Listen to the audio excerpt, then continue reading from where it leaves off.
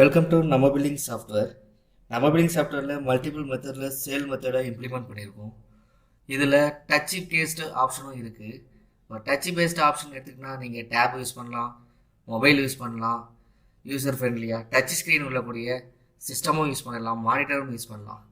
இப்போ எக்ஸாம்பிளுக்கு நம்மளுடைய நம்ம பில்லிங் சாஃப்ட்வேரில் grid view, list view, touch ஆப்ஷனும் வச்சுருக்கோம்.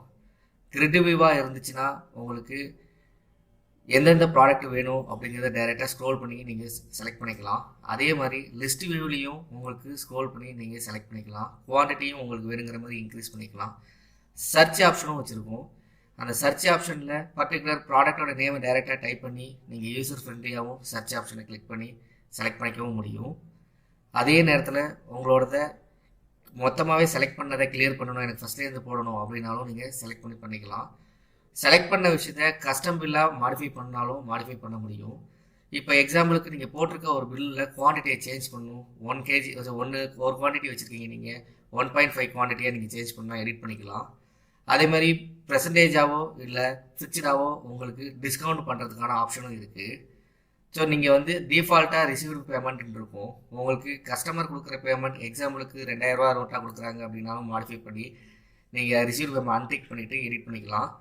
கீழே நோட்ஸ் ஆப்ஷனும் வச்சுருக்கோம். இந்த நோட்ஸ் ஆப்ஷனில் நீங்கள் எது சம்மந்தமாக அதில் மெசேஜ் கொடுக்கணுமோ அந்த மெசேஜை அதில் டைப் பண்ணி பிரிண்டிங் ஆப்ஷனுக்கு செலக்ட் பண்ணிக்கலாம். அதே மாதிரி கஸ்டமரை கஸ்டம்ஸாக ஆட் பண்ணிக்கலாம். எக்ஸாம்பிளுக்கு வாக்கிங் கஸ்டமர் இல்லாமல் ரெகுலர் கஸ்டமருக்கு நேம் போட்டு வேணும் அப்படின்னாலும் சரி, இல்லை மொபைல் நம்பரை கொடுத்து சர்ச் பண்ணாலும் சரி, அந்த கஸ்டமர் ஆல்ரெடி எக்ஸிஸ்டிங்காக காட்டும். ஸோ செலக்ட் பண்ணி கீழே அவங்களோட கொடுக்கலாம். அடுத்தது பிரிண்ட், இன்ஸ்டன்ட் பிரிண்ட்டுங்கிறதுனால நீங்கள் ஜென்ரேட் பில்லை கொடுத்த உடனே உங்களுக்கு பில்லு பிரிண்ட் ஆகிடும். ஸோ பில்லு வந்து 2 டைப் பில்லு இப்போதைக்கு கரண்ட்டாக இம்ப்ளிமெண்ட் பண்ணியிருக்கோம். ஒன்று டோக்கன் கான்செப்ட், இன்னொன்று ஜிஎஸ்டி பேஸ்டு கான்செப்ட். இப்போ டோக்கன் கான்செப்ட் எப்படிங்கிறது உங்களுக்கு பிரிண்டில் கிளிக் பண்ணி காட்டியாச்சு. ஸோ இதையே வந்து நீங்கள் போட்ட பில்லை நீங்கள் வியூ பண்ணி பார்க்கணுன்னாலும் உள்ளே போயிட்டு சேல் லிஸ்ட்டில் வியூ பண்ணி பார்க்க முடியும்.